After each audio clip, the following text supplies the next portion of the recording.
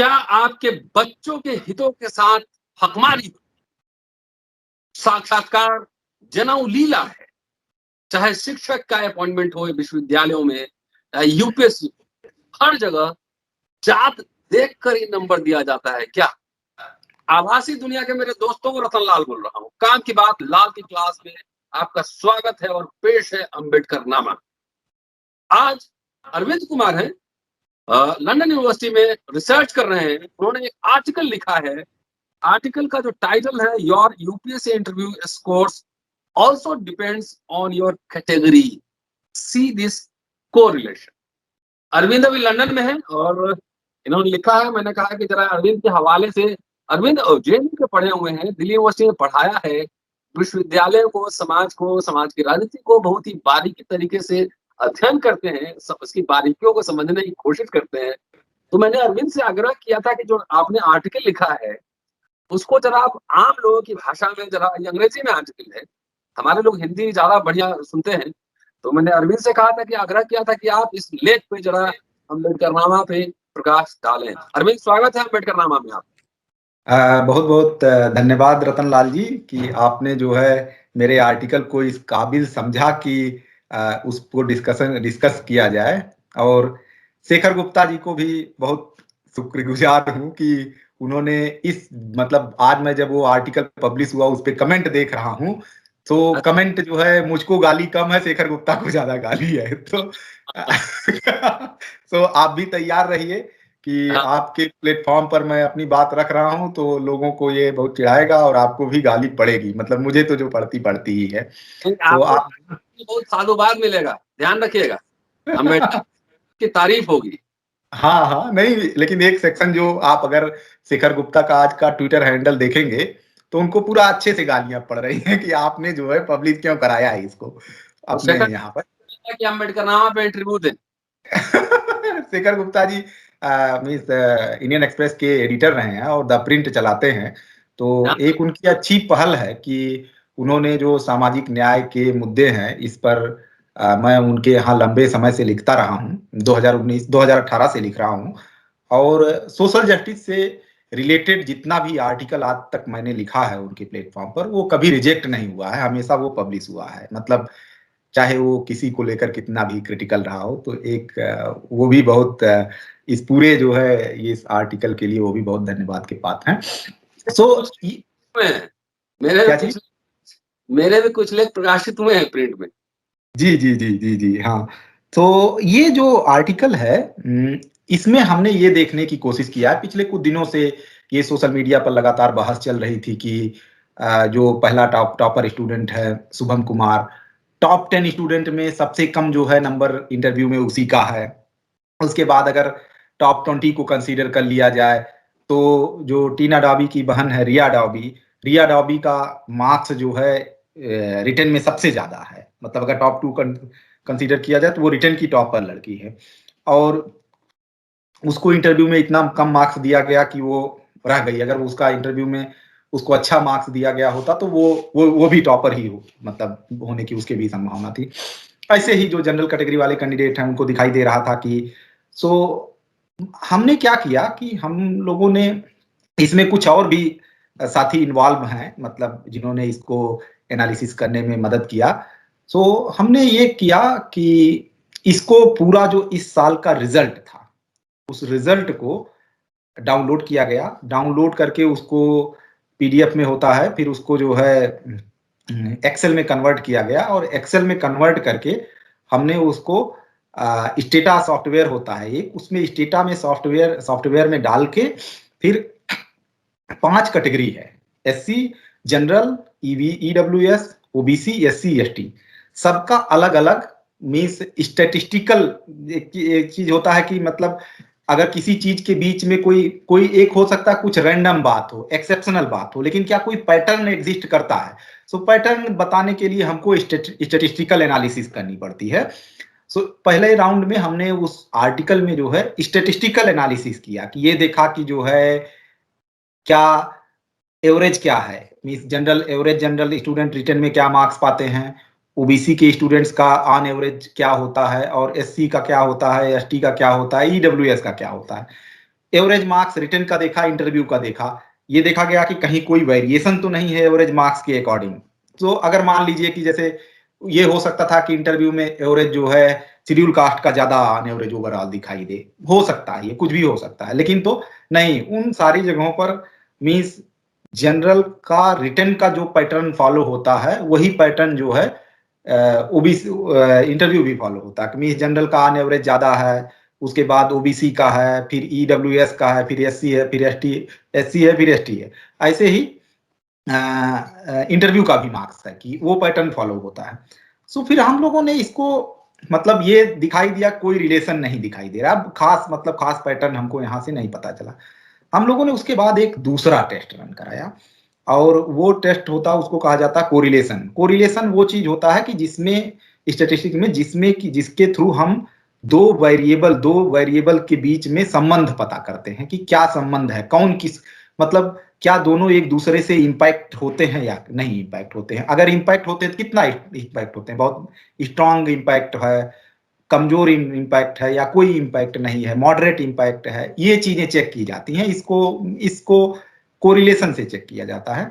और दूसरी चीज कोरिलेशन से ये पता चलता है कि अगर इंपैक्ट करती हैं दो चीजें तो किस डायरेक्शन में करती हैं, कि एक बढ़ता है तो दूसरा भी बढ़ता है क्या, या एक बढ़ता है तो दूसरा घटता है क्या।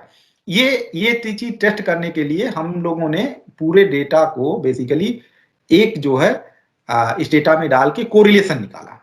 तो कोरिलेशन पहले सारा का रिटर्न मार्क्स का निकाला गया और इंटरव्यू का निकाला गया। ये देखा गया क्या कोई जो है उसमें कोई कोरिलेशन दिखाई देता है क्या। तो ऐसा चेक करने पर पता चला कि नहीं, कोई कोरिलेशन नहीं है। मैं ये कह रहा हूं कि हाँ, तो हमने जो है जब वो कैलकुलेशन करके देखा तो कैलकुलेशन में एक बहुत मतलब स्ट्रेंज थिंग दिखाई दिया। वो ये दिखाई दिया कि जो जनरल कैंडिडेट हैं, जनरल कैटेगरी वाले कैंडिडेट, उनका उनका मीन्स कोरिलेशन पॉजिटिव डायरेक्शन में है। सो वीक है, वीक कोरिलेशन है, लेकिन पॉजिटिव डायरेक्शन है। मतलब उनका इंटरव्यू का मार्क्स रिटन के मार्क्स के बीच में दोनों में संबंध है, एक बढ़ता है तो दूसरा भी बढ़ता है।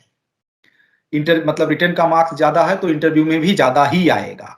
अब इसमें एक चीज ये है कि चूंकि इंटरव्यू रिटन पहले होता है, इंटरव्यू बाद में होता है, तो इंटरव्यू का मार्क्स रिटन को तो इंपैक्ट कर नहीं सकता है, रिटन का ही मार्क्स बाद वाले को इंपैक्ट कर सकता है। ठीक है, तो ये लार्जर बात ये हो गई कि जनरल की केस में ये हमको दिखाई दिया कि बेसिकली वो पॉजिटिवली कोरिलेटेड है। लेकिन जब हमने बाकी चारों कैटेगरी का देखा, ईडब्ल्यूएस देखा, ओबीसी का देखा, एससी देखा और एसटी देखा, सो इसमें हमको मिला कि इसका जो है निगेटिवली कोरिलेटेड है। और निगेटिव कोरिलेशन का मतलब ये होता है कि अगर रिटन में नंबर ज्यादा है तो इंटरव्यू में नंबर कम होगा। निगेटिव कोरिलेशन ये है। पॉजिटिव कोरिलेशन होता है अगर रिटन में ज्यादा है, पॉजिटिव कोरिलेशन का मतलब होगा कि रिटन में ज्यादा है और इंटरव्यू में जो है इंटरव्यू में भी ज्यादा होगा। लेकिन यहाँ हमको निगेटिव कोरिलेशन मिला। और निगेटिव कोरिलेशन के बाद हम लोगों ने इसको थोड़ा सा मतलब एक और टेस्ट होता है, स्टैटिस्टिकल सिग्निफिकेंस टेस्ट किया जाता है, उसको भी करके देखा गया। तो उसमें जो है जनरल का, ईडब्ल्यूएस का, एससी और एसटी, ये चार कैटेगरी का वो मतलब सिग्निफिकेंस भी पाया गया कि ये मतलब स्टेटिस्टिकली इस चीज का महत्व है। बेसिकली ये मोटे तौर पर ये समझा जाना चाहिए। जो लोग स्टेटिस्टिक नहीं जानते हैं उनके लिए बस ये थोड़ी सी बात लार्जर मोटा मोटा शेयर ये है। तो ओवरऑल जो हमें अभी जो मतलब जितना हम लोगों ने यूपीएससी रिजल्ट की एनालिसिस किया प्राइमा फेसी स्टैटिस्टिक में डाल के, उसमें ये बात पता चल रही है कि जनरल कैंडिडेट मतलब जो रिटर्न का मार्क्स है वो ईडब्ल्यूएस, एससी, एसटी, इनका जो है अगर मार्क्स ज्यादा हो रहा है रिटर्न, तो इंटरव्यू में कम कर दिया जा रहा है। अब कम जो है कम हो जा रहा है, तो इसमें ये क्यों कम हो सकता है इंटरव्यू में मार्क्स। तो इसको लेकर दो तीन एजम्पशन बनाए जा सकते हैं कि क्या क्या कारण हो सकता है।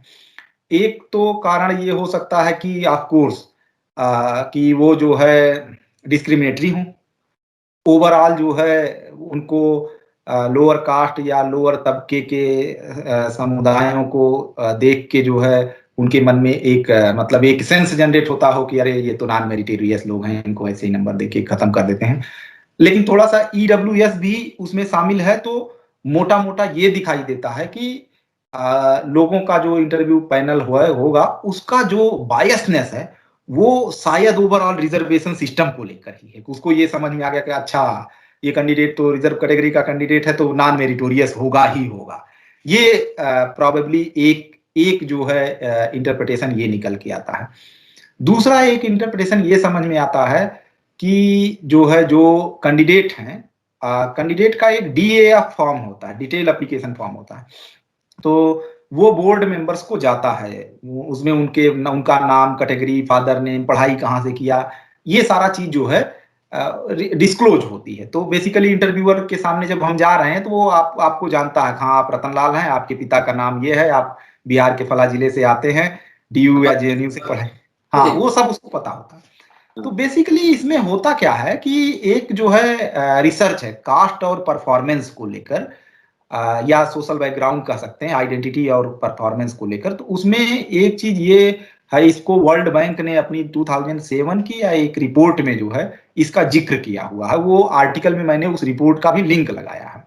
तो वो ये बताती है कि जब मीन्स लोगों की आइडेंटिटी रिवील कर दी जाती है, पहचान को सार्वजनिक कर दिया जाता है, तो किसी का परफॉर्मेंस खराब हो जाता है, और जब आइडेंटिटी हाइड रखी जाए तो परफॉर्मेंस अच्छा होता है। तो ये मतलब दलितों और जो है शायद आदिवासियों पर ये रिसर्च किया गया था, जिसमें ये पाया गया कि आइडेंटिटी रिवील कर देने पर परफॉर्मेंस खराब हो जाती है। तो बेसिकली ये हो रहा होगा। एक एक्सप्लेनेशन ये हो सकता है कि इंटरव्यू में जब ये इन समुदायों के बच्चे जानते हो तो एक उनमें वो आ जाता है कि प्री कंसीव समझ आ जाती है कि अरे वो तो हमारे बारे में सब कुछ जानता है, सब कुछ उसके बाद पास पहुंचाया गया है, उसे पता है करे मैं तो शेड्यूल कास्ट कैटेगरी से हूँ, मैं OBC कैटेगरी से, मैं SC कैटेगरी से हूँ, ST कैटेगरी। तो ये जो है ये इंटरव्यू में ये वाली चीज जो है परफॉर्मेंस खराब कर देती होगी। एक इंटरप्रिटेशन ये हो सकता है। तीसरी चीज ये हो सकती है कि जो बोर्ड मेंबर्स हैं बेसिकली वो मेंबर्स सर्टेन बैकग्राउंड से आ रहे हैं, कुछ जो है खास उनका एक क्लास है और खास कास्ट से आ रहे हैं, और हो सकता है खास तबके से भी आ रहे हों, शहरी लोग हों, ये सारी चीजें हो सकता है उनको जो है उनका ये बैकग्राउंड ही लोगों के प्रति बायस्ड बनाता हो। तो जब कैंडिडेट आ गया आपके सामने और बहुत धारदार क्रिस्टल क्लियर जो है इंग्लिश नहीं बोलता तो कहे अच्छा ये तो बेकार है, क्योंकि हमें वो लगेगा कि ये बेकार है या मेंबर्स को लग सकता है ये बेकार है। ये मोटा मोटा 3 एक्सप्लेनेशन मुझे समझ में आया है। लेकिन ये बात तो क्लियर है कि जो है जो रिजर्व कैटेगरी वाले स्टूडेंट्स हैं उनको नंबर जो है कम दिया जा रहा है रिटर्न में। उन बावजूद इसके रिटर्न में उनका परफॉर्मेंस बहुत अच्छा होने के बावजूद भी इंटरव्यू में उनको नंबर कम दिया जा रहा है। अरविंद एक बात बताइए, दिल्ली यूनिवर्सिटी में पढ़ाया भी है, हाँ UPSC एक लाइन में जवाब दीजिएगा, UPSC जैसी संस्थाएं भी नंबर कटवा है? क्या चीज? UPSC जैसी संस्थाएं भी नंबर कटवा है?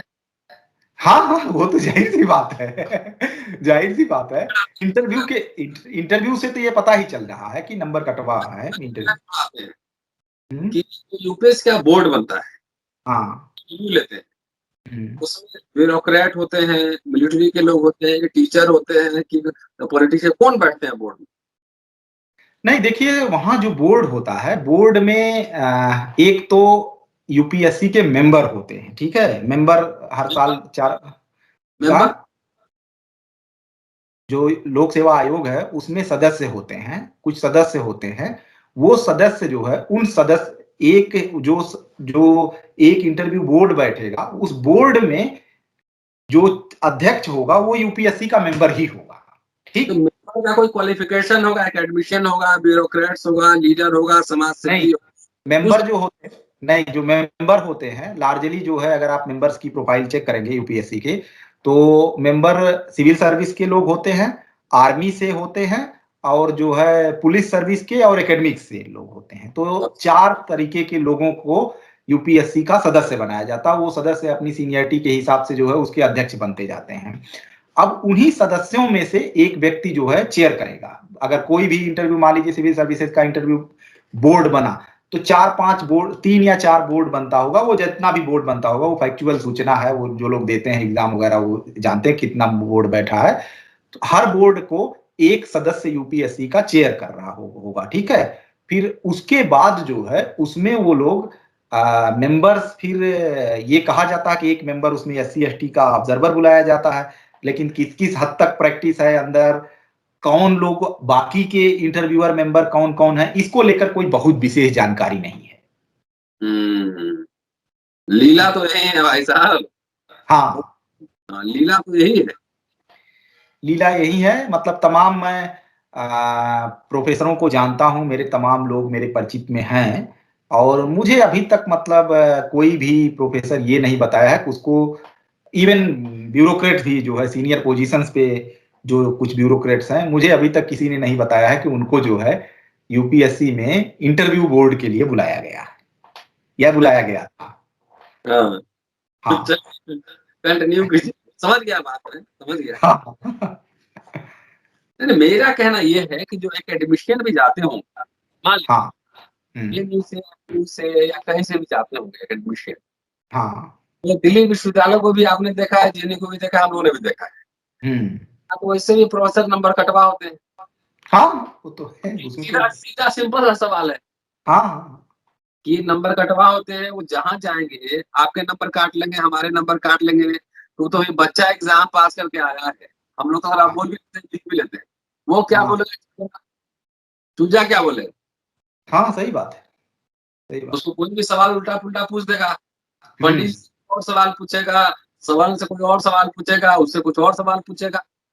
हाँ कल मैंने एक मुहिम चलाई थी कि हम्म पास होना चाहिए, इंटरव्यू का स्क्रीन बोर्ड लगना चाहिए। खाली जो इंटरव्यू बच्चा दे रहा है ना, उसकी हाँ टेस्टिंग के लिए नहीं, जो हम्म, इंटरव्यू ले रहा है उसकी टेस्टिंग हम्म, के लिए, जो इंटरव्यू हाँ, के लिए काबिल है कि नहीं है। इंटरव्यू जो ले रहा है बेसिकली उसके साथ उस पर फोकस किए जाने की जरूरत है कि जो लोग इंटरव्यू पैनल में बैठ रहे हैं वो लोग कौन लोग हैं, किस तरह का उनका बैकग्राउंड है, और किस तरीके का इंटरव्यू में वो मार्क्स अवार्ड करते हैं। एक चीज ये है, दूसरी चीज ये है कि तमाम लोग ये बात कह रहे हैं कि जो है मीन्स ये किया जाना चाहिए कि कैंडिडेट का नाम और बैकग्राउंड छुपाया जाना चाहिए। बेसिकली रोल नंबर से ही कैंडिडेट को केवल बुलाया जाना चाहिए, रोल आखिरी तक रोल नंबर ही चलना चाहिए, किसी भी जगह पर जो है कैंडिडेट का नाम नहीं बुलाया जाना चाहिए, जिससे कि उनके सोशल बैकग्राउंड के बारे में पता चले, या तमाम चीजें जो है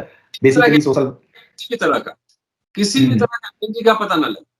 हाँ, किसी भी तरह की आइडेंटिटी का पता नहीं चलना चाहिए उसमें, मतलब अगर अगर मान लीजिए नाम से भी बुलाया जाए तो नाम में केवल एक ही नाम, मतलब फर्स्ट नाम से ही बुलाया जाए। मान लीजिए कि हाँ, मेरा जो नाम है अरविंद, अरविंद नाम से ही बुलाया जाए, मतलब अगर अरविंद कुमार और आगे सिंह त्रिपाठी ढूंढने की कोशिश की गई तो दिक्कत हो जाती है। बात ये है अरविंद कि अलग अलग इंटरव्यू नहीं हो, रैंडम हो इंटरव्यू। हाँ, नहीं, ये बता रहे हैं लोग कि रैंडम करा रहे हैं वो, लेकिन तो उनके पास जो DAF फॉर्म है बेसिकली उसमें कैटेगरी मेंशन होती है। रैंडम भी होने से कोई वो नहीं, जब आपके बारे में मुझे मेरे पास फॉर्म में भरा हुआ है, हाँ ये फलाने कैटेगरी के कैंडिडेट हैं, तो फिर रैंडम कराने का और ये कराने का कोई मतलब नहीं रह जाता। जाहिर। तो उसमें बेसिक चीज यही है कि जो है कैंडिडेट्स का जो बैकग्राउंड है, बैकग्राउंड की सूचना, उनकी जितनी सूचना उनको चाहिए, मान लीजिए जैसे मेरे फादर का नाम जान के क्या करेगा बोर्ड, ठीक, मेरे गांव में कहां से आया हूं ये जान के क्या करेगा बोर्ड, ठीक, या फिर जो है उसको क्या पता होना चाहिए, उसको पता होना चाहिए कि मैंने पढ़ाई कौन सी किया है, ठीक है, मोटा मोटा ये पता होना चाहिए, और वो भी पढ़ाई ग्रेजुएशन में मैंने क्या पढ़ाई किया है, ग्रेजुएशन में क्या पढ़ा है, PG क्या पढ़ा है, और ये पढ़ा है। तमाम और जो सूचनाएं होती हैं कि हाँ NCC 1CC वगैरह ये सब जो है जो इन सब में पार्टिसिपेट किए, ये सारी चीजें ठीक है, लेकिन तो फादर का नाम, मदर का नाम, मतलब अभी DAF फॉर्म में देखना होगा कि क्या क्या सूचनाएं वो मांग रहे हैं। लेकिन तो मैंने जो मेरे साथी लोग चयनित हुए हैं उनसे कल मैंने पूछा तो वो लोग बताए कि हाँ बहुत डिटेल में सूचना मांगी जा रही है, और वही शायद वो डिटेल वाली सूचना में बता रहे हैं कैटेगरी भी मेंशन करने के लिए कहा जा रहा है। तो जब कैटेगरी मेंशन करने के लिए कहा जाएगा तो दिक्कत तो आएगी ही। तो वो चीज खत्म होना चाहिए बेसिकली। डिटेल एप्लीकेशन फॉर्म में कुछ सूचनाएं जो बायस बना सकती हैं इंटरव्यू पैनल को, उसे हटाया जाना चाहिए। और नाम जो है, नाम के साथ कैंडिडेट को जो है वो उसको भी कट डाउन किए जाने की जरूरत है। रोल नंबर से ही अलॉट होना चाहिए कि रोल नंबर क्या है, रोल नंबर से ही बुलाया जाए लोगों को। वो मिलिंद कांबले ने कोई रिसर्च करवाया है इस पर, प्रिंट में हाँ है, कल मैंने पढ़ा था उसको। हाँ, वो इस मिलिंद पर कल बातचीत हम लोग करेंगे अम्बेडकर नामा पे। हाँ, डिक्की ने इस पर बेसिकली एक काम कराया था, जिसपे जो है कि ये कैंडिडेट के साथ क्या होना चाहिए। लेकिन मोटा मोटा यही मुझे लगता है, ऐसे ही होगा तभी कुछ चीजें जो है इम्प्रूव होंगी। बायसनेस 24 साल पढ़ा चुका और हाँ पता है कि जब शिक्षक जिस विश्वविद्यालय का और वाइस चांसलर और डीन और प्रिंसिपल कैसे बिहेव करता है बच्चों के साथ और अपने कलीग के साथ, हाँ समझ। हाँ इसलिए हाँ मैंने मुझे आप तो जानते हैं कि हम लोग कितना कितना टसल चलता रहता है हर दिन। दिलीप हाँ चाहता है लेकिन आंख झुका के देखना चाहता है, हाँ हाँ हाँ हाँ झुका कर देखना चाहता है। हाँ वो हाँ अगर SC/ST कम्युनिटी का जाके बराबर बैठ के उससे आर्गुमेंट कर रहा होगा बोर्ड में, तो हाँ, तो बड़ी बात। होंगे ना, यही टीचर हाँ होंगे, शिक्षक आदमी होंगे, IAS होंगे। हम्म बच्चों का साइकोलॉजी में पहले टेस्ट करता है, ये अच्छा SC/ST OBC है, बहुत कॉन्फिडेंट है, नंबर काट दो, ठीक है। हाँ ठीक है ना, नहीं कह रहा हूँ। हाँ हाँ हाँ तो ये तो चलिए, कम से कम आप लोग के प्रयास से ये तो मैं आपका, दिलीप मंडल का, प्रिंट का और तमाम ऐसे साथी जो लगातार इस मुद्दे को उठा रहे हैं, ये कम से कम इसकी लीला जो है पोल पोल हो रहा है। ये वहां इंटरव्यू में जो पहले, हम तो आप ये कह रहे हैं, एजेंडा हम चलाने जा रहे हैं कि जो इंटरव्यू ले रहा है पहले उसका इंटरव्यू लिया जाए कि इंटरव्यू लेने के काबिल है कि नहीं है। हाँ, पब्लिक और भी मतलब तमाम और भी सजेशन हो सकते हैं कि फॉर एग्जांपल कि 3 पैनल बैठाया जाना चाहिए और इंटरव्यूअर कैंडिडेट्स का इंटरव्यू तीनों पैनल ले। मतलब पहले ये पैनल ले, फिर वो पैनल ले, फिर तीसरा पैनल ले। उसके बाद तीनों को कॉपी जो जो तीनों मार्क्स अवार्ड करें उनका एवरेज निकाला जाना चाहिए। तो एक पैनल हो सकता है थोड़ा बायस्ड होगा, दूसरे पैनल का बायसनेस वो कट डाउन कर देता है, रिड्यूस कर देता है। एक सजेशन ये भी है। एक सजेशन ये है कि हर चीज का, हर जजमेंट का जुडिशियल रिव्यू हो सकता है। यहां तक पार्लियामेंट जो कानून बनाती है उसका भी रिव्यू हो जाता है, ठीक है। जो रिटन कॉपी होती है हमारी, अगर उसमें डिस्क्रिमिनेशन होता है तो आपको पता है कि जो है आर्टिकल 15 भारतीय संविधान के आर्टिकल 15 के तहत जो है कास्ट, क्लास, रेस, इथनिसिटी और जेंडर के आधार पर जो है किसी के साथ डिस्क्रिमिनेशन नहीं कर सकता स्टेट या स्टेट का कोई एजेंसी।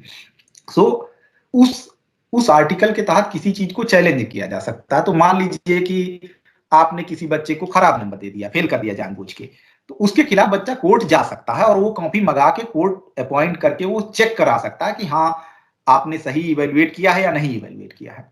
इंटरव्यू में ये पंगा हो जाता है, क्योंकि इंटरव्यू में अभी इंटरव्यू हुआ, खत्म हो गई बात, और जो है बाद में उसका कोई एविडेंस नहीं होना ये चाहिए। जबकि इंटरव्यू, अब चूंकि टेक्नोलॉजी इतनी बड़ी हो चुकी है, इतना विकसित हो गई, तो इंटरव्यू की प्रॉपर रिकॉर्डिंग होनी चाहिए और रिकॉर्डिंग रखी जानी चाहिए, 1 साल तक प्रिजर्व की जानी चाहिए। कैंडिडेट्स को एक अपॉर्चुनिटी दी जानी चाहिए कि अगर मान लीजिए किसी कैंडिडेट को लग रहा है कि मेरे साथ डिस्क्रिमिनेशन हो गया इंटरव्यू में, तो वो उसको चैलेंज कर सके और उसका इवेल्युएशन किया जा सके। हाँ भाई, मान लीजिए आज की डेट में कोई कैंडिडेट जाके चैलेंज भी करना चाहे यूपीएससी के इंटरव्यू को कि वो तो मेरे साथ कास्ट बेस्ड डिस्क्रिमिनेशन करके मुझे कम नंबर दे दिया, तो कैंडिडेट के पास कोई एविडेंस ही नहीं बचा है कि वो कैसे जाके बता देगा कि जो है मेरे साथ डिस्क्रिमिनेशन हो गया, या कोर्ट कैसे इन्वेस्टिगेट कर लेगा कि मेरे साथ इस कैंडिडेट के साथ डिस्क्रिमिनेशन हुआ। वो तो तभी कर सकता है ना कि जब इंटरव्यू की वीडियो रिकॉर्डिंग वगैरह हो, तब वो आएगा, दिखेगा हाँ कि ये बता पा रहा था आंसर या नहीं बता पा रहा था। मैं मान लीजिए कि पूछा, मेरे साथ ही एक जगह ऐसा हुआ है, जेएनयू के एक डिपार्टमेंट में जो है मैं इंटरव्यू दिया था। उन्होंने 18 क्वेश्चन पूछे, मैंने 16 उनको बताए और 16 क्वेश्चन बताने के बाद भी वो 2 नंबर दिए इंटरव्यू में, ठीक। तो आप जानते हैं कि जेएनयू का एक पूरा माहौल था जब जो है 1 नंबर 2 नंबर SC/ST कैंडिडेट को दिया जाता था, ठीक। तो अब मैं लोगों को PhD कर रहे हैं आप, लंदन यूनिवर्सिटी में PhD कर रहे हैं। नहीं, ये जिस साल की बात है उसी साल में जेएनयू में दूसरे डिपार्टमेंट में टॉपर था। सुनिए, हाँ, एक कहानी बताता हूँ। मेरे रिसर्च आर्टिकल किताब उसके नंबर हाँ। काट के हिंदू कर दिए गए, यही हिंदू कॉलेज में। हाँ। और उसमें जिसको आगे बढ़ाया गया उसका पोस्टर पोस्टर पेंटिंग पे नंबर दिया हुआ था, हाँ। कुंजी पे नंबर दिया हुआ था। हाँ। मामला सुप्रीम कोर्ट तक गया। हम्म। और सुप्रीम कोर्ट ने कहा कि तो सिलेक्शन कमेटी का मसला है, और हम्म। हमारा ताल्लुक कर रहा था कि ये प्रोसीजर की बात हम कर रहे हैं, लेकिन हाँ। सुप्रीम कोर्ट आंख बंद कर लेता है ऐसे। हम्म। समझ रहे हैं? मैं खुद कह रहा था। हाँ, नहीं, वो थोड़ा सा जो है अपने यहाँ दरअसल बहुत पहले एक बार जो है सुप्रीम कोर्ट ने एक बड़ी बेंच ने जजमेंट पास कर दिया था। उसमें ये कह दिया था कि जो है एकेडमिक इंस्टीट्यूशंस के मामले में कोर्ट इंटरवेंशन बहुत कॉन्शियस होके करेंगी। ठीक है, तो ये मतलब एक तौर पर एकेडमिक्स के मामले में थोड़ा सा ये होता है कि अब अगर मान लीजिए कि नैनो साइंस में इंटरव्यू हो रहा है और कैंडिडेट जाके जज को कह दिया कि जो है हमारे साथ तो जो है दिक्कत कर दी गई। तो सवाल सवाल प्रोसीजर का मैं बात कर रहा हूँ। हाँ, नहीं, मैं भी वही बात मैं वो कर रहा हूँ, वही मैं उसी पर आ रहा हूँ। तो उसमें क्या हुआ है कि जो वो सुप्रीम कोर्ट का जजमेंट था वो गुड फेथ में था, वो जो है वो, लेकिन हमारे यहाँ चूंकि जातिवादी लोग उसमें अपना जो है मटेरियल निकाल ही लेते हैं हर जगह, तो उन्होंने अपना मटेरियल निकाल लिया, उसके जजमेंट को ही एक जो है डिस्क्रिमिनेट करने का जरिया बना लिया, और जाके कहते हैं कि अरे आप ही ने तो कहा है कि आप हमारे जजमेंट हमारे निर्णय को रिव्यू नहीं कर सकते हैं। अगर अभी वो कल को रिव्यू करना शुरू कर दें। कोर्ट के जजमेंट का जो इंटेंशन था वो ये था हाँ। कि जहाँ एक्सपर्ट कमेटी की राय है उसमें कोर्ट इंटरफेयर नहीं करेगा।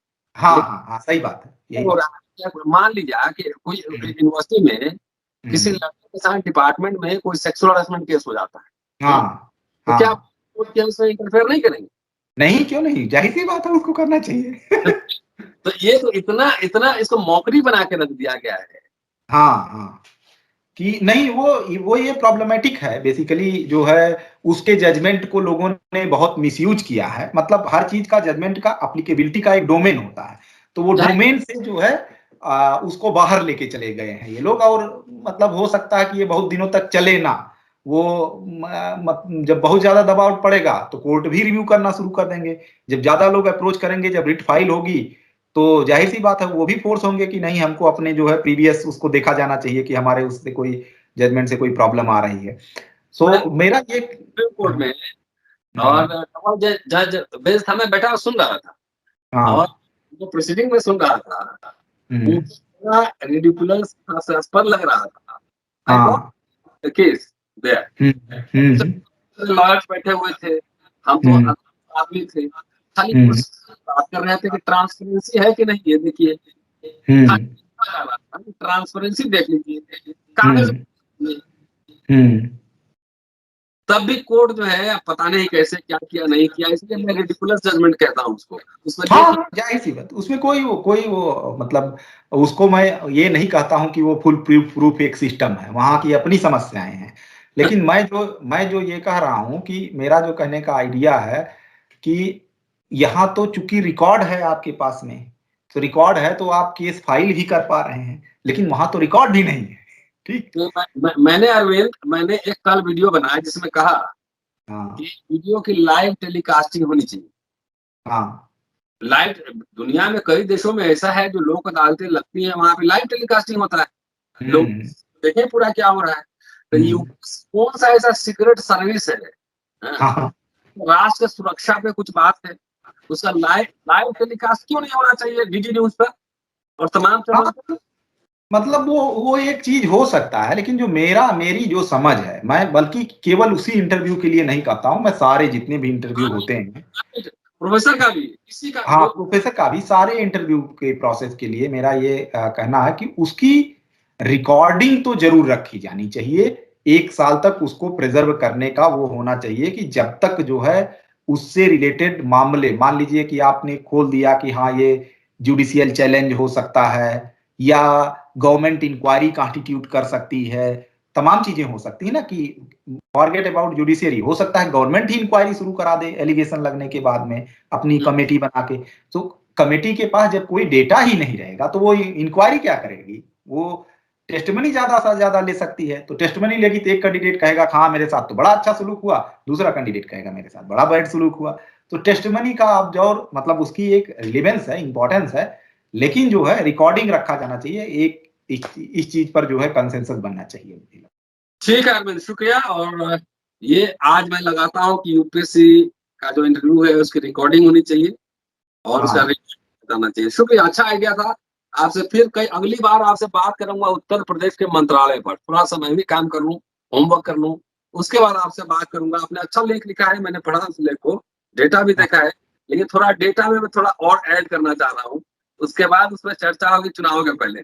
देखिए डेटा जो होता है ना, डेटा पर जो काम होता है वो सबसे पहले तो अवेलेबल डेटा पर काम हो तो कितना अवेलेबल है, और वो हमेशा एक फर्दर इंटरप्रिटेशन की गुंजाइश छोड़ता है कि आप उसमें कोई एक वेरिएबल और जोड़ लें तो हाँ, वो और दूसरी स्टोरी बताना शुरू कर देगा और नुआंस की कहानी आएगी। ठीक। प्रोसेस। हाँ, तो बेसिकली डेटा की यही ब्यूटी होती है, जो डेटा एनालिसिस के आधार पर काम किया जाता है उसकी ये ब्यूटी होती है कि उसमें नया वेरिएबल जोड़ते जाइए। अब हमने जो ये यूपीएससी वाला किया हुआ है, मतलब ट्विटर वगैरह पे बहुत ढेर सारे अच्छे भी सजेशन आ रहे हैं, लोग कह रहे हैं कि ये चीज और डाल के देखे होते तो कैसा निकल के आता, लेकिन तो जितना अवेलेबल होता है और आर्टिकल का नेचर अलग होता है। जैसे अखबार में अगर आप लिख रहे हैं या ऑनलाइन न्यूज पोर्टल में लिख रहे हैं तो उसमें 1200 वर्ड की लिमिटेशन होती है, वहां केवल एक ही बात कही जाती है। रिसर्च आर्टिकल में आप जो है 4000 5000 6000 वर्ड का मौका मिलता है, किताब में आपका अपना स्पेस होता है कि जितना चाहे उतना लेके चले जाइए। तो ये मतलब ये सारी चीज लिमिटेशंस होती है। तो किसी चीज को जब देखा जाता है तो उसकी लिमिटेशन और लिमिटेशंस को पहले अंडरलाइन कर लिया जाता है, हाँ इतना है, जो मेन बात मैसेज कन्वे करने की कोशिश की जा रही थी वो हो पाई या नहीं। तो मैंने दो जो है इस बीच में दो जो कॉलम लिखे हैं, दो कॉलम मतलब डेटा बेस्ड लिखे हैं और प्रॉपरली जो है। हाँ, हाँ, जिसको कि हिंदी पट्टी वाले लोग बिल्कुल करने से डरते हैं और भागते हैं, नहीं करना चाहते, वर्ड्स में प्ले करते हैं। लेकिन तो मैंने उस थोड़ा सा कन्वेंशनल विजडम को ब्रेक डाउन करने की कोशिश किया है। हम लोग इलेक्शन एनालिसिस वगैरह करते हैं तो वो अब तो पूरा डेटा ड्रिवन शिफ्ट हो गया है। तो ये जो है राजा चौधरी आपके विश्वविद्यालय में आपके जूनियर बनने वाले हैं, बहुत जल्दी जाने वाले हैं एलएलएम करने स्वास्थ्य में, आप ही की यूनिवर्सिटी में जा रहे हैं वो। हाँ हाँ, हमारी यूनिवर्सिटी में आ रहे हैं, लंदन यूनिवर्सिटी ही है वो भी। लंदन यूनिवर्सिटी का एक दूसरा कॉलेज है वो, और हम भी लंदन यूनिवर्सिटी के दूसरे कॉलेज में हैं। बस ये बहुत अच्छी बात है कि इस बार जो है, और अम्बेडकर नामा के दर्शकों का एक बार मैं फिर धन्यवाद दूंगा कि आप लोगों ने राजा चौधरी के लिए कंट्रीब्यूट किया और वो फाइनली जो है इन प्रोसेस में है आ जाए। तो ये एक बड़ी कोशिश होनी चाहिए। पूरी हो गई है। और जब जाएंगे तो कई सारे साथी पूछ रहे हैं राजा चौधरी का क्या हुआ, तो मैंने हम्म। कहा उनका फीस का पैसा इकट्ठा हो गया, तब मैंने मांगना बंद कर दिया। अच्छा हाँ, जब हो गया पूरा पैसा तो मैंने मांगना बंद कर दिया। अब जिस दिन अच्छा। फ्लाइट पर एक दिन पहले इनका सम्मान समारोह करके बाकायदा इंटरव्यू करके आपके पास भेज देंगे, आपके हवाले राजा चौधरी रहेंगे। शुक्रिया बहुत बहुत धन्यवाद धन्यवाद। और राजा चौधरी का ख्याल रखिएगा, लंदन यूनिवर्सिटी में आपके हवाले भेज रहा हूँ। अरे सब मतलब सबका स्वागत है यहाँ, जितने लोग आते हैं सबका ध्यान रखा जाता है। तमाम लोग यहाँ लोग हैं जो लोग लोगों का ख्याल रखते हैं। मैं ही नहीं हूँ, और भी ढेर सारे लोग हैं। मतलब थोड़ा सा मैं अपफ्रंट लिखता उखता हूँ तो लोग ज्यादा पब्लिक में विजिबिलिटी रहती है, लेकिन और भी तमाम साथी हैं जो यहाँ अच्छा वर्क करते हैं। चलिए शुक्रिया। और अरविंद थे, ठीक। और विभाग बोलते हैं लिखते हैं, दो लगातार back to back article Arvind का आया है अभी द प्रिंट में। एक आर्टिकल पे आप हमने चर्चा की, अगले आर्टिकल पे अगले एपिसोड में चर्चा करूंगा। और तब तक आप अरविंद की बातों को ज्यादा ज्यादा शेयर करके घर घर हर जगह को, खास तौर से युवाओं को और उनके माता पिता को जरूर देखना चाहिए। शुक्रिया। हाँ नहीं, एक चीज और है कि जो है उस आर्टिकल को लोग प्रिंट की दोनों वेबसाइट पर, मतलब मेरा नाम अगर सर्च करेंगे अरविंद कुमार द प्रिंट तो वहां वो मिलेगा। फेसबुक ट्विटर वो इन सारी जगहों पर है, तो उसको अगर किसी को पढ़ना हो तो वहां से जाके और भी अच्छे से पढ़ सकता है। चलिए शुक्रिया अरविंद। और देखिए और शेयर कीजिए, आप सभी साथियों से अपील है कि ज्यादा से ज्यादा लोगों को पास शेयर करके अम्बेडकर नामा को पहुंचाइए। अरविंद से जो बातचीत हुई है, सारे युवाओं को, उनके पेरेंट्स को, सबको देखना चाहिए। शुक्रिया। Keep watching and sharing Ambedkar नामा। आपसे